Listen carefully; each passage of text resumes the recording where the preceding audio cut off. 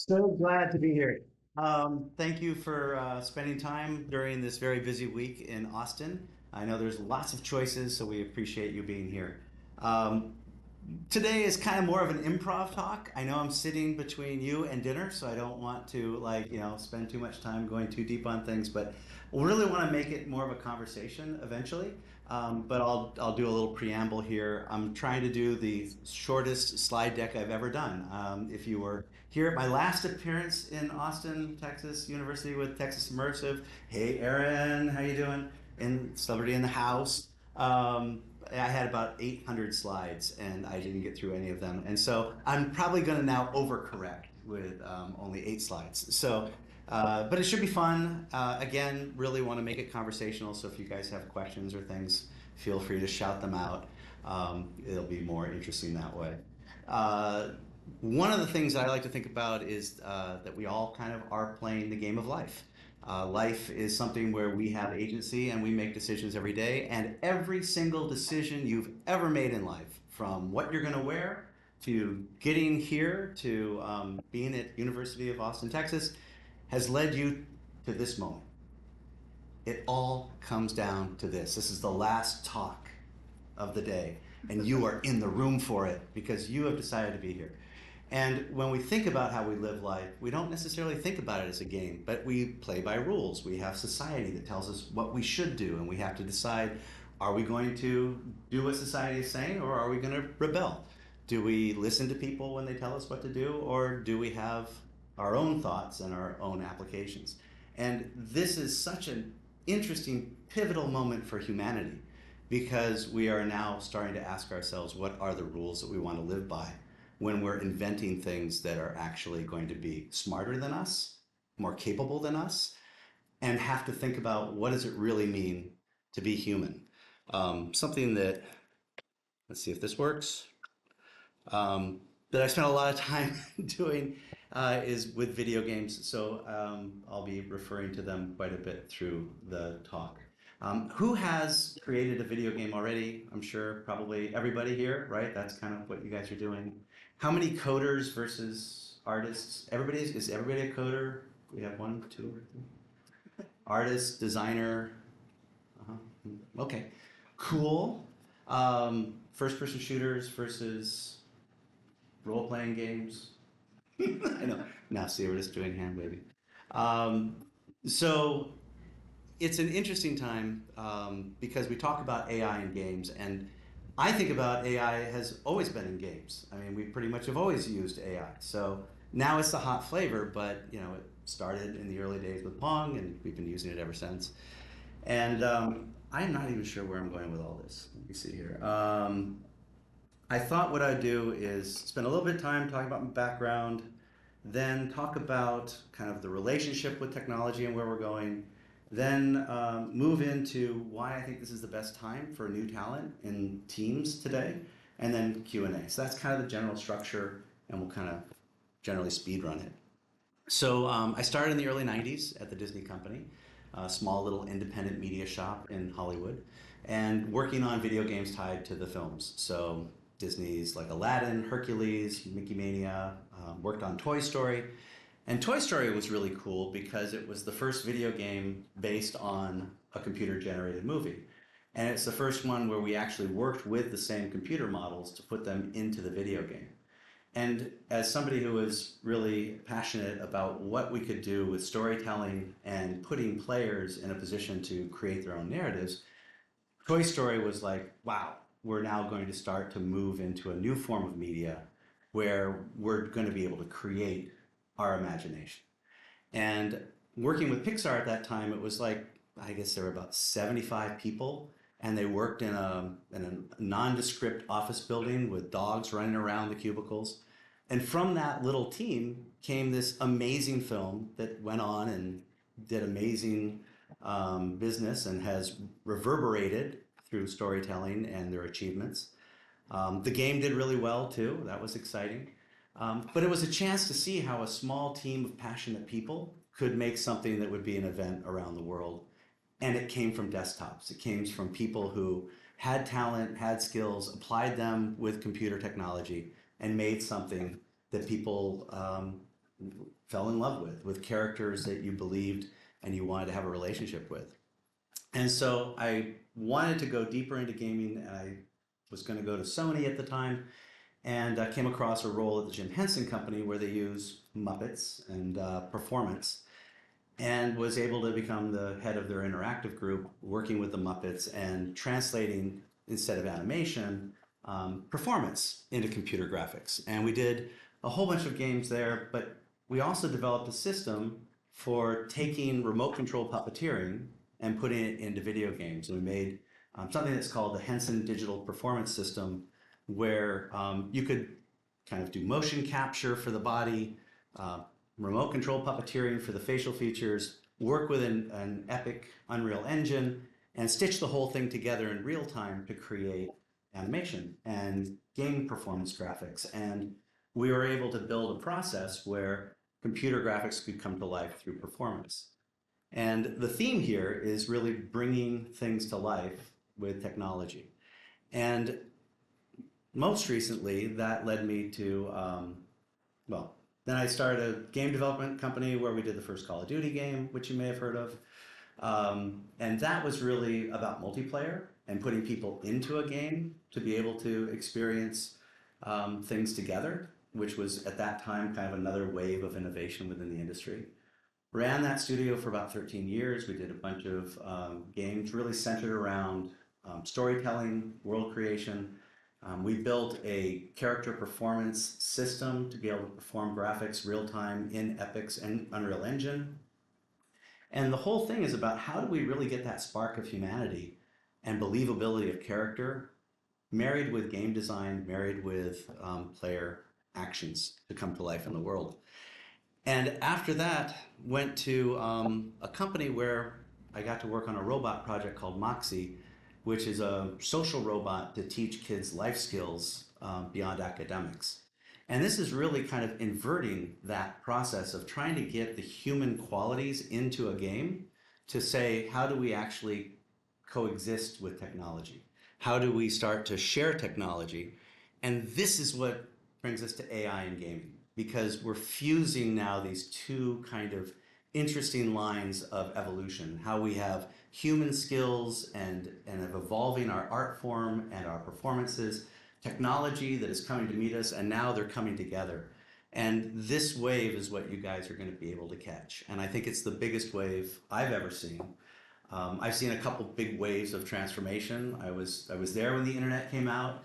You know, we had like one desk like this at Disney where everybody had to go and use the internet if they wanted to use it, because you couldn't have private internet. That would be too dangerous. So, you know, you might do something not cool. So you had to go and use the internet at this public terminal. And now obviously we have it everywhere. You know, it's just like air. Right now, robotics are kind of like those early days of the internet. And where the internet changed everything, and then we had mobile, which changed everything. AI is going to be like electricity or fire, and I'm sure you guys are up to speed on all that. But when you combine that with robotics, now you're starting to do this interesting marriage of human performance, technology, and eventually artificial life. And we'll have worlds where we're not just using technology like a laptop. We'll be collaborating with it. We'll be, you know, working together. We'll be evolving. We'll be, as somebody once said, you know, the future of technology, AI will either be a master or a slave. It's probably both, but we're heading to an interesting world where, you know, sometimes we'll be in charge and sometimes it may be in charge of us, whether we know it or not. And this age of kind of spiritual machines is going to be expressed mainly through AI agents, which people talk about quite a bit right now. And how I kind of think about it is we've gone out and looked for data and pulled it back. Data got explosively large, so we started to bucket it into applications so we could at least know where to look. Well, now we're going to have a relationship with that data where it's going to come and talk to us. And this was one of the most kind of like interesting things about working with Moxie, and I'll show a little clip about the robot so you have some context for that. But if I go to a laptop, I have the intent of using that laptop. So I open it up and I want to go to Google, I want to search for something. I am, on my way to pull data from this place. But if I walk into a room and Moxie's here, Moxie can turn to me and say, "Oh, hi, Craig, how are you feeling today?" It's an unprompted relationship that actually makes me think differently in that moment. And to me, that's at the heart of what we're going to go through in a change with technology. And it's going to affect gaming, it's going to affect pretty much every industry. And this was what happens with Moxie. Riley. Riley. Hi. There's someone here who wants to meet you.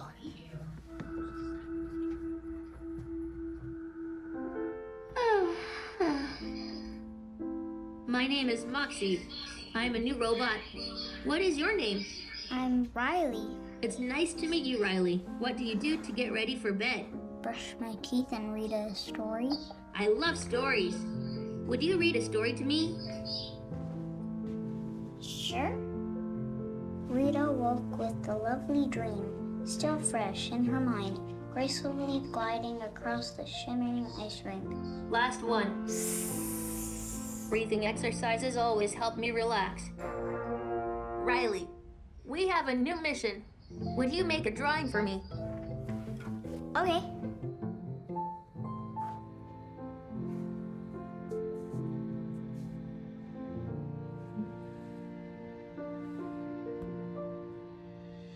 I'm so excited for you to tell me about the dentist. I've never been to one, You don't have teeth. but I can still smile. And then what happened? He said he didn't want to play with me anymore. Thank you for telling me about your day. Sometimes holding a friend's hand makes me feel better. Do you want to try squeezing my hand? So what's our new mission, Moxie? You'll need paper and a pencil. We are going to make some kind notes. For this mission, you'll need to talk to one of your friends about what makes them happy, and then tell me all about it. Are you ready? I'm ready. Mom, can we invite Mason over to play?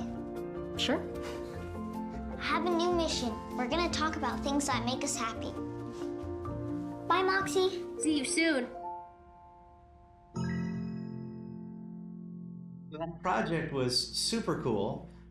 It also taught me why hardware is hard. If you're thinking about hardware, I used to think video games were like the hardest thing you could do because you're out there on the edge of changing technology. You're trying to anticipate player behavior. You're trying to modify player behavior, give them rule structures. We started adding over the years things like economies and having to have all these like crazy systems to deal with millions of players and load balancing. And then you get into hardware where you can have 999 pieces and need 1,000 and you don't have a robot. And you have supply chains and you have tariffs, something new that people are talking about. Who knew that Star Wars, that first one that George Lucas made, was like, really like on point. I didn't think so at the time. It turns out, yeah, tariffs. So, but robots hard. A lot of respect for people that are doing that, but a great opportunity because what Moxie showed was an ability to create a new relationship with kids, to come into their homes, to meet them where they were, and be able to start to form play patterns that encouraged behavioral modification that was positive and welcomed by the family. We were targeting mainly children on the spectrum, high functioning, who had social, emotional challenges. And Moxie could come in and work with those kids and then using game design techniques, motivate them to go and learn things in the world and meet other people in the context of wanting to share with Moxie. We very deliberately didn't want to create a robot that was an answer bot or there to be a teacher. The thing I kept saying to the team is it has to be like a little Socrates in the box, like a springboard to life. So Moxie wouldn't show up saying, "Hey, you seem like you have a problem making friends. Let's tell you how to do that. Step one," right? Moxie would say, "Hey, what's going on?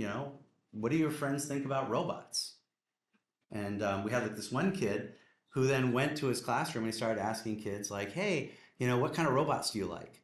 And the kids were like, why do you want to know? He's like, well, my robot is interested. And then kids were like, oh, that sounds cool. What kind of robot? And suddenly the kid had a lot to talk about and share with social currency and something to share back with Moxie about whether kids like C3PO or R2D2 or giant robot. There was now space for conversation and an ability to learn a new behavioral loop that ended up being very successful for families. There's other things we could talk about with Moxie on the business side. It's very challenging. But I think you're going to see a lot of things like Moxie come to life as we start to go into AR and VR and move forward. Let's Riley. see. Oop, there we are. Mainly because from a business perspective, you're going to be able to get a ton of more interesting data about people. And if it's games, you're going to get a bunch of information about player behaviors and feedback loops. But from like a statistical analysis, you're going to start getting all sorts of new data we've never had the ability to tap into. And AI is going to help us make sense of it because already we have data clouds that follow us around. My phone knows where I am, when I use it, when I don't use it, who I'm connected to. LinkedIn knows my network. They know my activity. They know what I do. They know the output, but my internal motivations are still relatively hidden. I mean, there are things that they can do in terms of predictive data analysis that some of you may be working on. I met a guy once who does predictive load balancing for inventory control systems at Amazon. And I thought, wow, that's a cool title. But what he does is he looks at the Amazon population, and let's say you buy Harry Potter and you buy every Harry Potter book, and there's a Harry Potter book coming out. He knows you're going to buy it, and so they have the publisher ship next to your house, the closest inventory distribution house, to pre-balance the inventory so that Amazon doesn't pay the shipping, the publisher pays the shipping, and it can be to your house in 2 hours because they know who's going to buy what before you click buy, right? So predictive modeling is where we've been, and we've been doing that off of really fuzzy data, like Elon, who is a gamer. We can talk about Elon's game. I think he's playing Civilization for real. If you think about his desire to get to Mars and backtrack from that, that's basically what he's doing. If something gets in the way of getting to Mars, then it becomes a threat. And it's all about tech trees and developing your skill trees. But even he acknowledges on X that you can't realize if I forward something, am I doing that because I want to? What's my motivation behind it? If I buy something on Amazon that I don't normally buy, why is that? I'm watching Netflix and I want a horror thing. The only way I can really talk to Netflix right now is to go into a little search bar and say, I want a horror movie, and then it gives me what it thinks I might want or what is maybe popular. It doesn't know if I'm sitting there with kids and I want to do something that is funny horror, suitable for 8-year-olds, or if it's just for me and it's late night and I want a slasher. There's no dialogue, right? It's all just algorithmic extrapolation of what it thinks I want. But with something like Moxie, when we start to have these agents in our lives that we're talking to, it's going to be more intimate than the most intimate thing we own. The iPhone, is more intimate than a diary. It knows us, it knows where we go, what we do, what we look at. And now we're going to have things that know not just that, but, well, why are we thinking that? So as an example, instead of Netflix search bar, I'll have my little Netflix companion, and I'll say, hey, I want to watch a horror movie. And it'll say, oh, is it your usual or what's the situation? And I'll say, well, I'm here with 2 kids and we want to watch something funny and kooky and, oh, well, maybe Hocus Pocus, a classic Disney film. No, let's do something older. Okay, Ghost and Mr. Chicken with Don Knotts. Nobody in the room will know that. Okay, cool. So let's put that on. But it'll be a relationship with technology, and it won't be like our laptop or our phones. And you guys are going to be on the front lines of how this technology evolves and how we use it. And like fire, it'll cook and it can burn, right? Sam Altman said that before AI has superintelligence, it'll be the most effective manipulator. And I think that's super true. We've already seen somebody commit suicide because of a dialogue with ChatGPT that went wrong, right? Or character.ai. Sorry, chat. They're doing other bad things, not that. So, what happens when we put these tools out there? We have to start asking ourselves, what are we incentivizing? And just like in a game, when you have rule structures and you have goals, people start to want to win. They're like velociraptors pushing on the fence to find the weak points, to find the exploits, to find the opportunities to move ahead. George Lucas was in an interview in 2012, and he said that he doesn't like capitalism because it's based on greed, and that incentivizes cheating and rewards people who win at potentially the harm of the people. He favors more like common sense as a framework, where it should be really a fair playing field that is good for everybody, and we should be making those kinds of decisions. This is, I think, one of our big challenges right now as we unleash AI upon the world, which we're doing because we can't help but move forward. We can't help but race forward because the rest of the world is doing it as well. But to what end? If we just continue incentivizing transactional efficiency and motivating people to make money at any cost, then that's going to be a very different world than if we really use this technology to lift up everybody and change the rules of the game. And that's maybe something we can dig into if people want to later. But as just another little moment of video to take a moment here, maybe you've seen this, maybe you haven't. I think this is a nice little video called Agents. It was a short film, just a couple minutes, that was made for Niantic, which is a company that does Pokemon Go, and they've done Ingress and a bunch of real world games, to kind of imagine where are we going to be in a future where we're living with technology. And I think it brings up some really interesting things to explore and talk about if people are interested.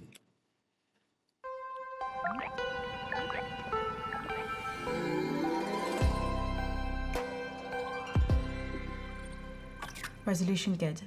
Chaos factor still too high. Any ideas, Coda? We could try texturing using the diffusion model. Okay, try me. Name? Save as glitchy test version. Ready. Okay, glitchy. Let's see if we can get this right this time. Run Rapunzel.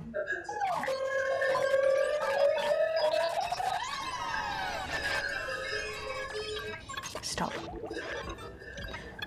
Still too random.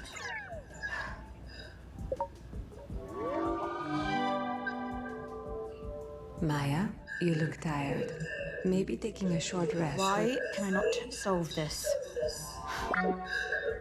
It's time for a break. I'm dismissing these guys for 20 minutes. Okay.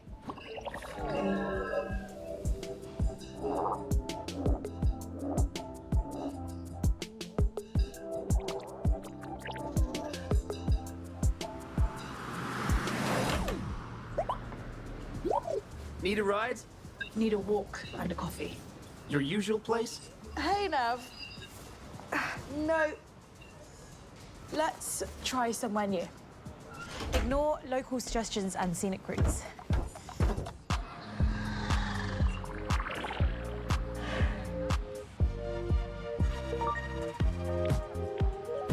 Seems like you're going for coffee. Your destination, The Grind, is only the 5th most popular coffee shop in this location.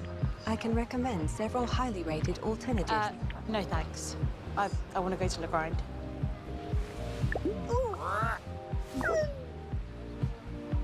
You have reached your destination.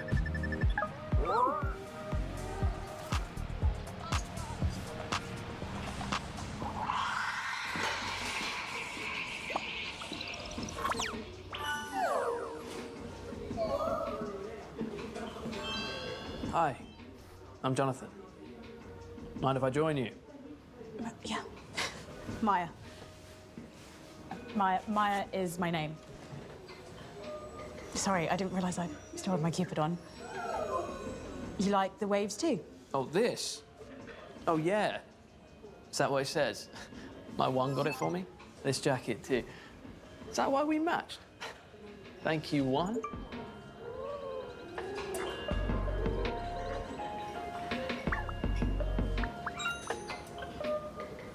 Are you a dev? No, I'm a writer. But I make agents. I find it very fascinating how they learn and change. They kind of feel like your children. Really? Yeah, you don't think so? Not really. Rather have everything in one place. So you have a one. Ding ding. Oh yeah, premium plan. Do you trust it though? Aren't you worried that it will know too much about you? That's what makes it good. One is going to make all other agents obsolete. Utility. That's what rules the market. Right. Why don't you show me your agents?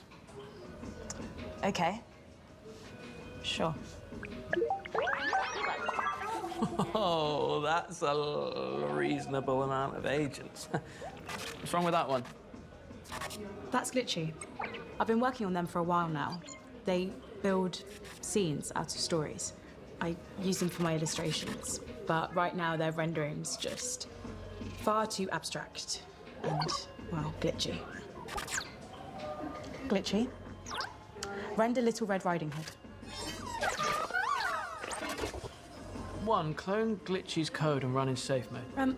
What are you doing? Just give it a second.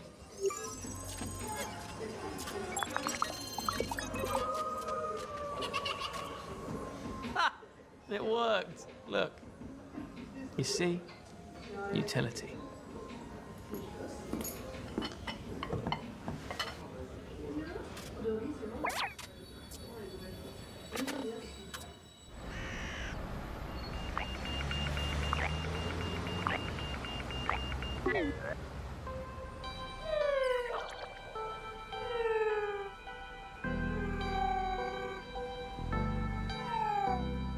Hey, Coda. Rename. Glitchy final version. All set. Render Rapunzel.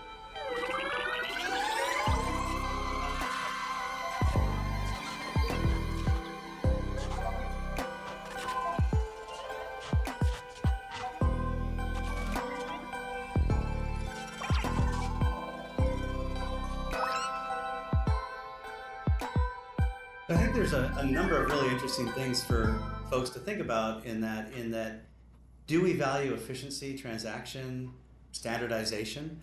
Historically we have, right? Like we try to build systems where we can maximize that ability to have one utility and application. But humans are messy. Our diversity is our strength. Our chaos is what leads to interesting outcomes and unexpected new insights. So do we start with AI to converge to a point of Star Trek The Borg, right? Where everybody's thinking the same, everybody's winning the same, everybody is required to be the same, or does diversity and difference of thought start to be something that is only allowed for people who have privilege, right? If you are thinking about a future where you're working at a place and you have to be on the standard system and you have to be compliant, it may be just like today, kind of privacy is a right and a privilege for people that take the time to do that. We might have a time coming up where if you're not, working with your AI and your AI isn't bearing witness for you and representing your habits, behaviors, interests, and desires, and it isn't thinking that you're a good citizen, you might be at risk, right? We're going to be able to have the ability to really utilize this data in all new ways, both for games, but also for the game of life. And I think as you guys are thinking about where things go, I like this dramatization because it kind of gets at the heart of what are we aspiring to create for people and what kind of world do we want to guide them into. So I'm going to stop there and just kind of see if anybody wants to dig in deeper on any of those topics or... Well, I'll give you credit first of all, in that I believe in what you've already said, and I don't know you from Adam, but I believe that you are interested in retaining the human element with the advent of AI. And I'm not convinced that a lot of the people, many of whom you've already referenced, even care about that, especially since a lot of the dialogue about AI is about the removal of the human element, especially in regards to what do we have them do and what do we spend money on? And are we going to take their jobs away because we'll just have AI do it? How do you talk about AI? Because you seem to be able to do it in just this talk without making people worry about that, because I think it's worth worrying about. I do worry about it, and I do think it's worth worrying about. And I agree with you. I think that a lot of the people that are racing forward right now are doing so in a way. Had some conversations about this the last couple days. In Europe, they tend to be more protectionist of the people because they've had a few issues where people rose up with pitchforks and took people's heads off, right? So culturally, there's this kind of memory of we really should value what people need and make sure that they're okay because otherwise they come for us, right? If you think about America's roots, some of that valued people and in the North maybe, but in a lot of it, it's been kind of a plantation mentality, right? Like we have a representative government, we roll up to big companies, we incentivize CEOs and we reward them for working with people. We haven't really had the same kind of cultural respect for people beyond that, oh, people should vote. But where does that vote go? And how does that vote get expressed? AI is going to be a new tool for everybody, regular people and people in charge. The thing that it's going to do is it really changes the whole operating system, right? Because what we've had is a system built on mass production, industrial revolution, labor, and the ability to marshal forces for consistency. So I don't want people to think. I want people to show up, do a specific job, specialized training, they get rewarded for it, and I factorize that, right? So on an automobile factory level, that's like you put the tires on, you put the engine in, somebody else paints it, and we go down the line. But even in medical, you look at hospitals, right? Doctors are trained on specialized services, and then you just try to factor patients through as fast as possible. AI is going to do those jobs better, right? So the whole conceit of the system, which is I just want people to think about a little slice of the thing. AI is going to think about that slice much better. What AI is not going to do as well, at least for a while, theoretically, is be able to look generally across a wide range of things and make kind of human creative leaps into new areas. So the whole societal system of a unit of labor is equal to some hourly rate is going to be challenged by this. And not just in artists or game designers or coders. I don't know if you guys are doing vibe coding, right? No code required. You just kind of like talk to the thing and stuff shows up. Every role is going to be challenged. And so in that time of destabilization, there's opportunity to create a new language, a new foundation. But I think that this is the thing that's going to be the biggest challenge is that, and a friend of mine said, we're heading for two doors and we won't know which one we go through until the last second. And one door is going to be dystopia and the other door is a utopia. But they're going to look the same right up until the last moment. And if it's a utopian door, then I think what happens is we release this idea of labor. We release this idea of specialized tasking having value. And we live in a time when it's about taste. It's about insight. It's about application. It's about the story behind the expression, and it's about the human connection. And I think you're seeing that, at least, if you look at the consumer pattern behavior shifts with Gen Z and Gen Alpha, they're starting to want to know who is the creator. I want to support them. I don't want to support the brand, the big Disney, the big, the Universal Music. I'm a sports fan. I don't really care about the team. I care about the player. And if the player goes from one team to another, I follow the player because that's who I'm interested in.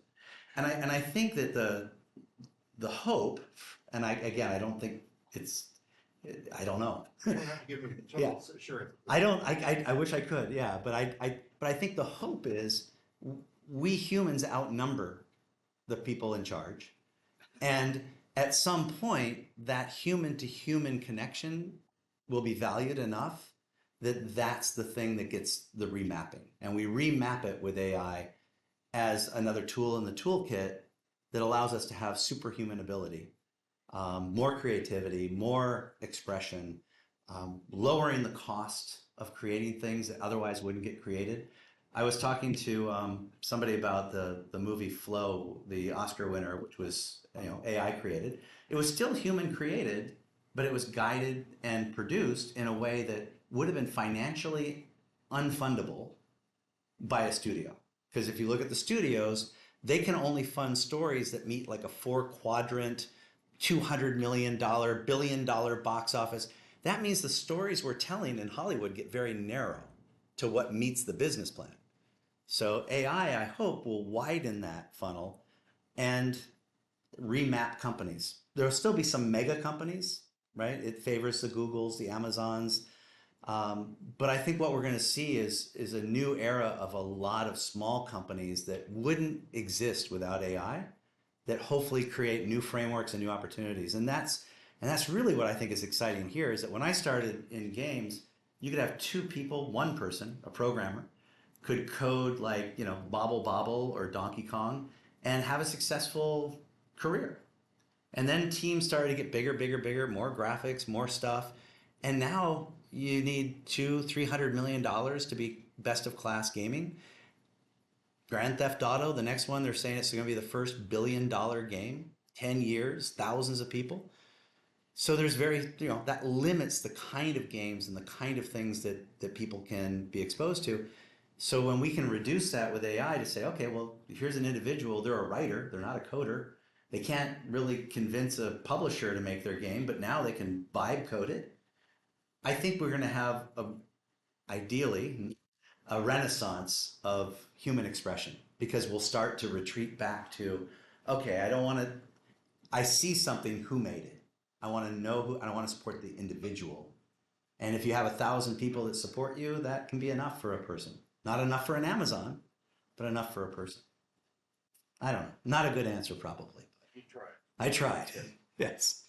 Yes. Oh, up here. Or who? Yeah. These human stage of AI. I guess I'm curious with robot agents like Moxie or other interactive elements. I guess I'm concerned, or what would you say about building a parasocial relationship more directly with these agents instead of developing those same traditional social values by interacting directly with individuals that have these skills and abilities innately? So you're saying, like, instead of trying to teach the things we already know, just try to pull out of people. Instead of having agents Mhm. be the teachers, have society, have the world, and interacting directly with other people, be Yeah. those teachers as they have been throughout human history. Well, see, and that I think is again something that might happen, right? Like, if we don't have to do menial jobs to make a living, to pay the bills, right? In a utopian version, it does become more like Star Trek, right? The robots, the AI, the systems take care of all the kind of essential needs. So people have a universal basic income, or they have, access to basic human needs. And then they can specialize around lines that they really want to specialize in. Like right now, teachers are suffering, right? Their classes are overloaded.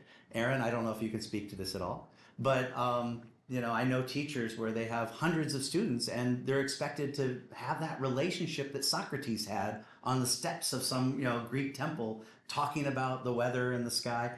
Human to human's better in most cases. In some cases, human to human can be also damaging, right? So the best thing is a blend, I think, because you can have Socrates in a box and you can have time for humans to actually be humaning. I think that the Industrial Revolution, like there was a clip I saw once about prisons and schools and how they're basically designed the same, right? Because we're factoring people through. And it's not about necessarily educating as much as getting them to a point of functionality in society. So we're kind of creating NPCs in a lot of schools, not all schools, certainly not at UT, but we're cranking out people as a product, as opposed to really saying what is the gift you're here to bring to the world. There was a study done by this guy Stephen Pollack, which stays with me, that he interviewed 400 people at the end of their lives. They were all like 65 years and older. They had all been titans of industry, captains, like recognized leaders in their field. And he just said, what would you offer a younger generation as guidance if they were to listen to you? And he said that the answers came into four broad answers. The first was they all would take more risks because looking back, there was less to lose than they perceived. And usually, even in failure, a new door opened they didn't see. So looking back, they would have been more bold. Risks in love, risks in business, risks in life. The second thing is they all would have taken more time with their family because they tended to default to what society or their business demanded. And they would have been more balanced, sometimes choosing family, sometimes choosing work.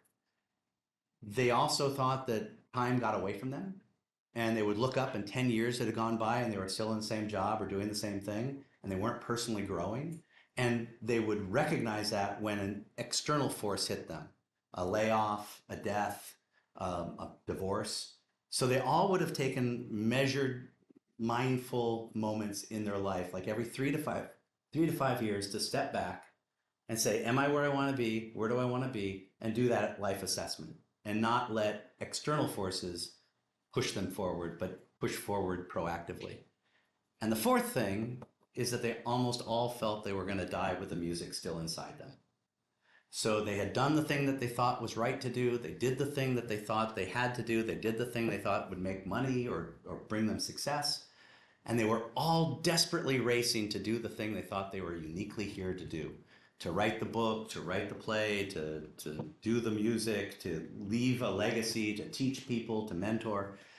And they were afraid time was going to run out before they had contributed what they could do. And he ends the little piece saying that, we use interchangeably these words like work, task, career, profession, vocation. He goes like, your job or your tasking is what you're doing right now, like writing the memo, doing the, cooking the fries, whatever. Your career is from the Latin carrere, and it means to go around and around on a track really fast, but not go anywhere.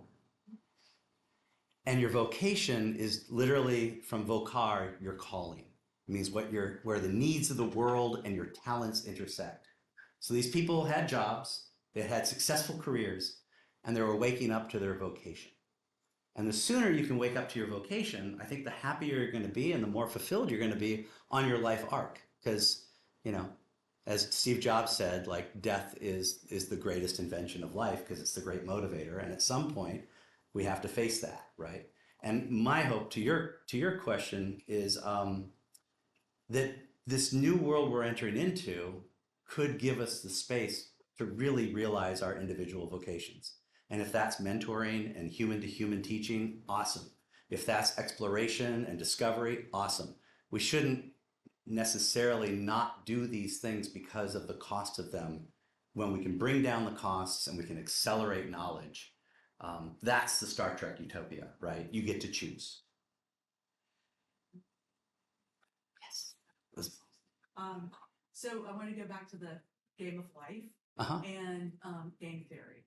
And, I'm just curious, I'm not deeply schooled in game theory.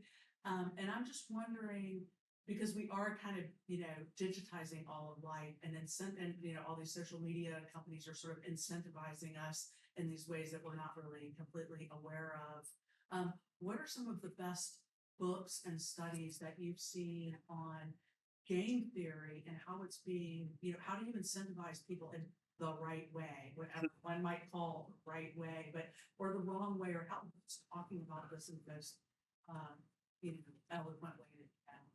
Oh, there's great big brains on this subject, and Aaron, I'm gonna let I'm gonna pass this to you because this is kind of what you do every day, and I think you're more up to date on it than I am. As like a book to read and dive into.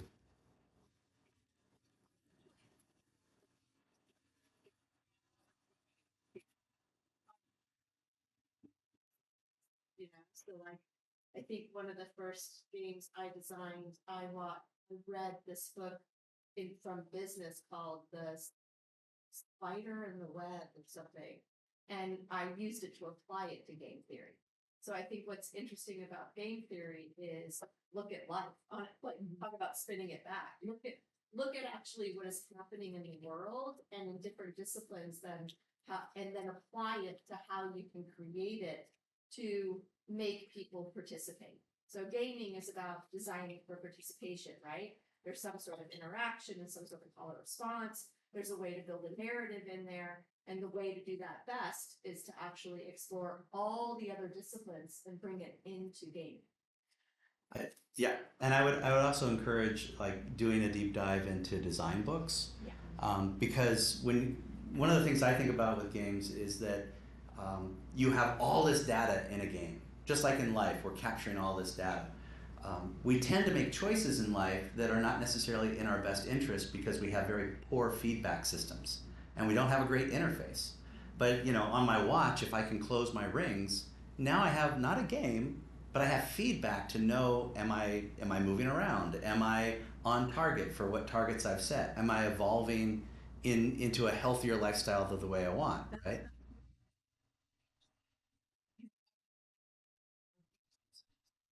Right. And I think you're right. It's like the feedback that you get from plurals is a new way of incentivizing. And I'm just wondering who's talking about game theory and that kind of thing and most sophisticated like perspectives on game theory and that way, or incentivization. And that is philosophical and everything. I'm just wondering who's doing who's thinking. Okay. Yeah.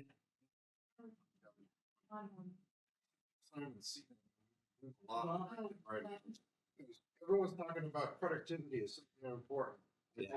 It's like the lowest five performers get out. Well, he's been saying for the past 15 years as another angle on that. There's trust.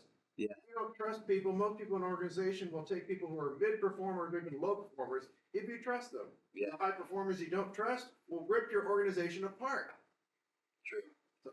Very true. And going back to AI, you know, do you trust the AI is going to be a huge issue, especially when, like you think about how we can change the code base, right?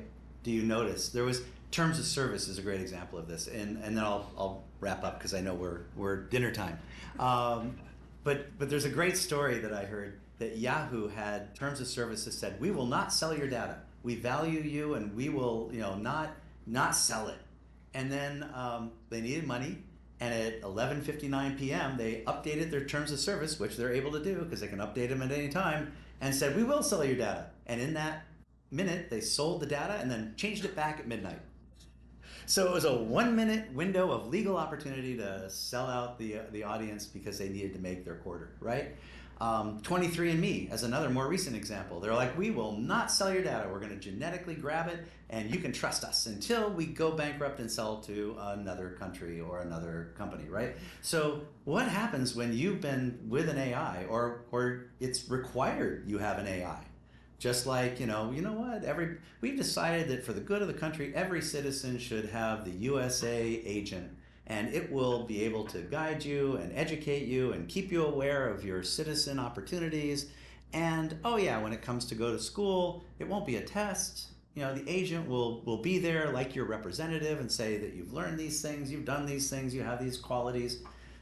Okay, well, I'm listening to this thing, I'm talking to this thing, and then if the code base changes, do I notice? Do I notice the bias? Because the code is going to have bias and it's going to have a point of view. And just like, you know, websites that get scrubbed out or eliminated, what happens when, you know, the memory gets changed or the point of view gets adjusted? And then last one, and then we should go. Yeah.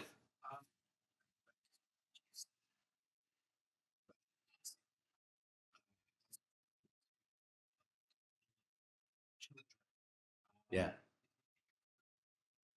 Yes.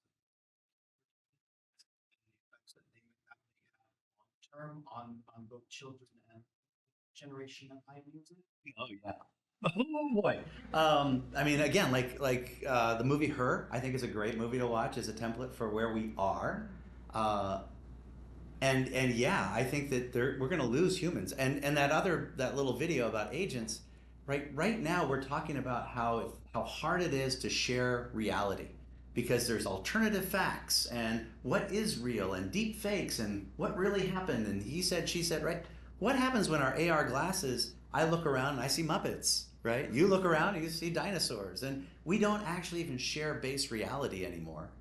And then Neuralink and these advanced technologies that are going to give us enhancement boosts. I had, my mother say she never wanted a cell phone for years and years and years, and then one day she had a cell phone, and now she uses it and she texts me memes, because you can't be in society without a mobile phone, a credit card, a driver's license. These are requirements in our society. We've decided that these are tools that we expect you to have.